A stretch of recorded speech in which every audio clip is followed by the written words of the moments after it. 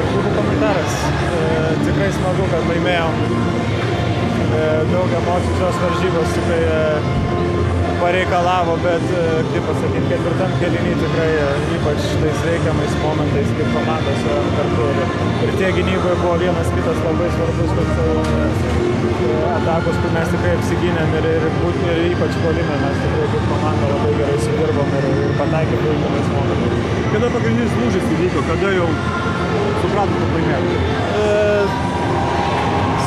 Nesupratom, kad laimėjom iki pat galo. Iki pat galo reikėjo žaisti, pataikėm tas svarbias baudas, užsitikrinom tuos kelis taškus, bet, kaip pasakyti, iki pat galo, iki pat paskutinių poros minučių tikrai dar buvo įtampa.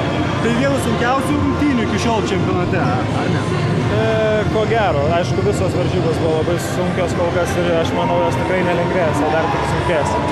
Bet šios varžybos taip, pareikalavo labai daug emocijų, labai daug svarba didelė buvo šių varžybų, taip kad mes džiaugiamės, kad laimėjom. Esate jau ketvirtfinalį, ko dabar norit? Dabar tik tai toliau eit. Kad ir kas mums varžovas bebūtų, mums reikia ruoštis jam ir žaisti vėl, kaip sakant, gerinti savo lygį, gerinti savo žaidimą. Ar sakėte turkų serbų rungtynės? Kaip? Ar turkų serbų rungtynės? Sakėte prieš varžybas? Šiek tiek vieną akim, bet mes ruošiame savo varžybom. Ar buvo kalbėta apie kažkokius taškus, apie kažką? Labai minimaliai, tik treneris supažindino su situacija, bet iš esmės mes žinom, kad mums patiems reikia laimėti, kad užsitikrinti.